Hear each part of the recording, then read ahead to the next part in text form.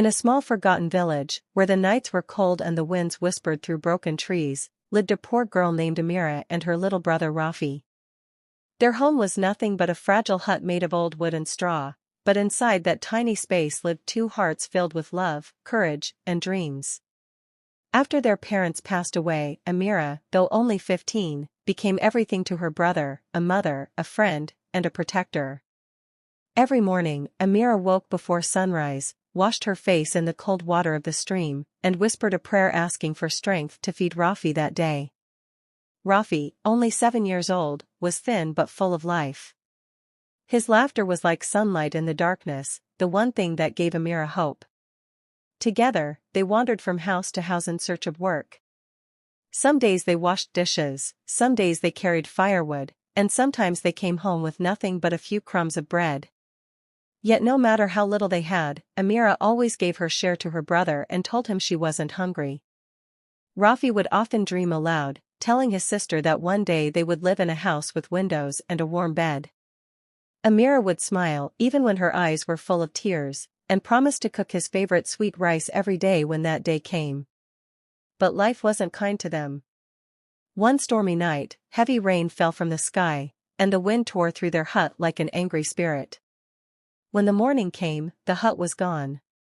They were left standing in the mud, soaked and trembling, with nowhere to go.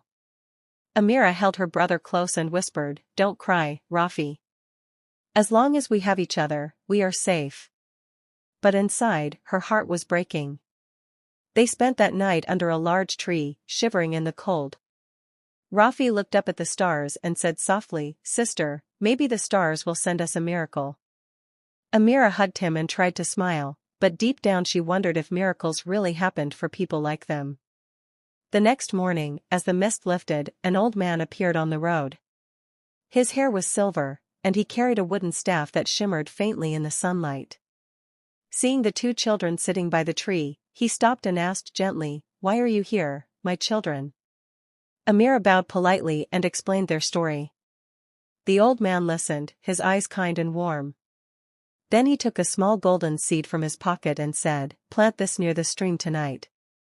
But remember, only those who believe in kindness will see its gift." Before Amira could thank him, he had already walked away and disappeared into the morning mist. That night, with faith in her heart, Amira planted the golden seed near the stream.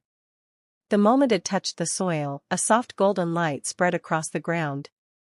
Before their eyes, a tree grew tall and strong, its leaves glowing like stars, its branches heavy with golden apples.